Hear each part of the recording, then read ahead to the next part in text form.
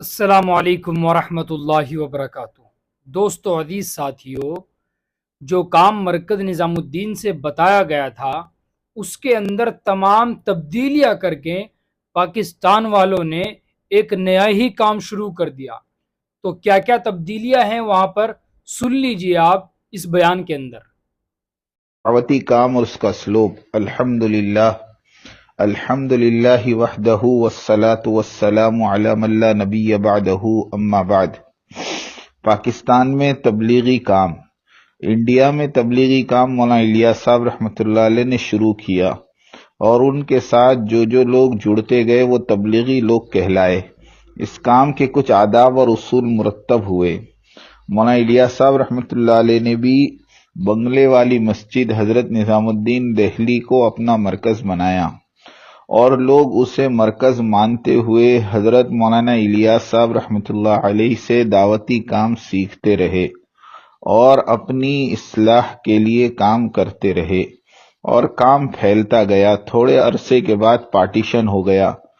Partition کے بعد ابتدائی دور میں رائیونڈ مرکز والے نظام الدین مرکز کی خوب اطاعت کرتے رہے، اور پھر حسب دستور دنیا داری مرکز نظام الدین کی اطاعت کرنا کم ہوتا گیا۔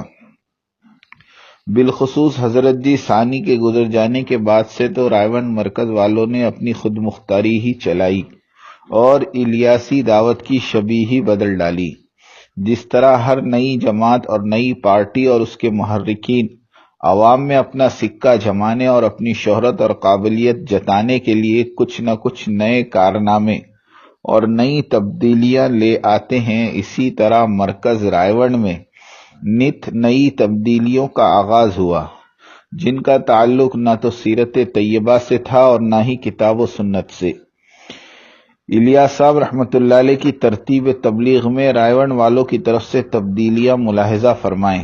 پہلی تبدیلی، عوام میں 1 سال کے خروج کی آواز اور تشکیل۔ مرکز نظام الدین میں عوام کے لیے صرف 4 ماہ کی تشکیل ہوتی رہی ہے۔ دوسری تبدیلی، بیرون کے سفر کے لیے 40 سالہ عمر اور شادی شدہ ہونا مشروط کر دیا گیا۔ اس سے چھوٹی عمر کے آدمی پر بہت روک تھام ہے، الا ماشاء اللہ۔ الیاسی تبلیغ میں کوئی روک تھام نہیں، بس کام کو سمجھنے والا شخص ہو اور جماعت کے ساتھ مل جل کر کام کر سکے۔ تیسری تبدیلی، پرانوں کے جوڑ میں 3-5-3 والی ترتیب۔ مرکز نظام الدین میں اس لکی نمبر کی کوئی ترتیب نہ کسی نے سنی نہ دیکھی۔ چوتھی تبدیلی، 1.5 سال کی جماعتیں۔ مرکز نظام الدین میں صرف 4 ماہ کی ترتیب عوام کے لیے اور علماء کے لیے 7 چلے ہیں۔ پانچویں تبدیلی، مذاکرے کی جماعت، یعنی ایک جماعت جو صوبوں، شہروں، ملکوں میں جا کر کام والوں سے مذاکرہ کرنا۔ مرکز نظام الدین میں یہ آواز لگتی تھی کہ جانے والی جماعتیں ہدایات سن کر جائیں اور واپس آ کر کارگزاری سنائیں اپنے اپنے مرکز میں۔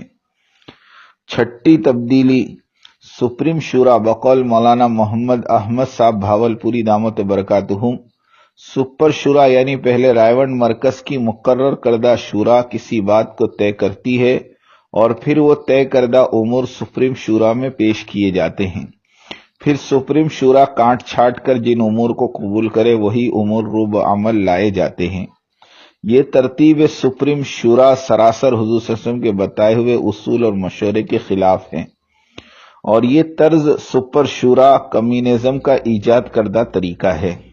تنبیہ، جب سے تبلیغی کام شروع ہوا ہے ایک ہی بات سنتے آئے ہیں کہ مشورے سے پہلے مشورہ نہیں اور مشورے کے بعد مشورہ نہیں۔ مرکز نظام الدین میں سپریم شورا نام کی کوئی چیز نہیں۔ ساتویں تبدیلی، قدیمات کا جوڑ، یعنی وقت لگائی ہوئی مستورات ماں محرم کے تربیتی جوڑ مقرر ہوتا ہے۔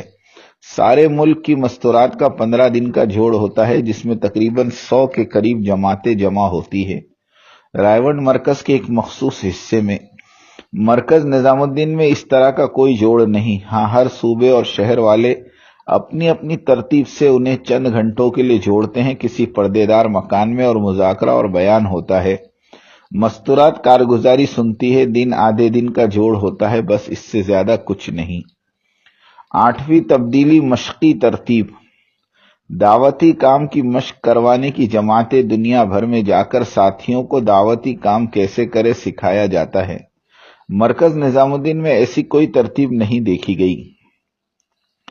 9ویں تبدیلی متوکلین کی جماعت یعنی بغیر کھانے پینے کے انتظام کے جماعت چلا دینا، یعنی اللہ کے بھروسے پر اب یہ جماعت جہاں بھی پہنچتی ہے محلے کے لوگ کھانے پینے کی چیزوں کا ڈھیر لگا دیتے۔ مرکز نظام الدین میں ایسی کوئی ترتیب نہیں، وہاں تو اپنا جان اپنا مال کی آواز لگتی رہی ہے اور آج تک اسی ترتیب پر کام ہو رہا ہے۔ 10ویں تبدیلی جماعتوں کو کراچی مکی مسجد میں بھیجنا کہ جماعتیں اس شہر میں کام سیکھنا اور بڑی جماعتیں وہاں بھیجی جاتی رہی۔ مرکز نظام الدین میں اس طرح کی کوئی ترتیب نہیں، البتہ جس شہر اور علاقے کا تقاضا ہو وہاں جماعتیں بھیجی جاتی رہی ہیں۔ 11ویں تبدیلی مستورات ماہ محرم کی بیرونی جماعتیں 4 ماہ کی بھیجی جاتی رہی، اب 3-4 سال سے 3 مہینے کے لیے بھیجی جاتی ہیں۔ مرکز نظام الدین سے 2 مہینے کی جماعتیں جاتی ہیں۔ 12ویں تبدیلی 1.5 سال کی جماعتیں بیرون کے لیے، مرکز نظام الدین میں 4 ماہ عوام کے لیے اور 7 چلے علماء کے لیے۔ 13ویں تبدیلی سال کی جماعتیں اندرون ملک کے لیے، مرکز نظام الدین میں صرف 4 مہینے کی جماعتیں بنتی ہیں اندرون کے لیے اور 5 مہینے بیرون کے لیے، اس لیے کہ ویزا وغیرہ لینے کے لیے کافی وقت نکل جاتا ہے، اس لیے 5 ماہ کی جماعتیں بیرون کے لیے۔ 14ویں تبدیلی 7 ماہ کی جماعتیں اندرون ملک، مرکز نظام الدین میں صرف 4 مہینے۔ 15ویں تبدیلی بیرون ملک ممالک میں کام کرنے والی جماعتوں کی نصرت کی جماعت، مرکز نظام الدین میں ایسی کوئی ترتیب نہیں ہے۔ 16ویں تبدیلی بیرون سے آئی ہوئی جماعتوں کو مقام پر چلتی ہوئی پیدل جماعتوں کی نصرت کرانے کے لیے لے جانا اور وقت لگانا، مرکز نظام الدین میں ایسی کوئی ترتیب نہیں ہے۔ 17ویں تبدیلی فرد واحد کی وصیتوں پر عمل کرتے ہوئے امارت کا اعلان کرنا کہ مولانا نذر الرحمن صاحب امیر ہوں گے، وہ نہیں بلکہ مولوی احمد بٹلہ صاحب امیر ہوں گے، وہ نہیں تو مولوی خورشید صاحب امیر ہوں گے، مرکز نظام الدین میں ایسی کوئی ترتیب نہیں۔ رائے کی قدیم شورا، رائے مرکز کی قدیم شورا اور صوبے کے ذمہ داروں اور شہروں اور علاقے کے ذمہ دار حضرات ایمانداری سے فرمائیں کہ کیا یہ وہی تبلیغی محنت ہے جسے حضرت الیاس اور یوسف اور انعام الحسن صاحبان رحمہم اللہ علیہ مجمعین نے؟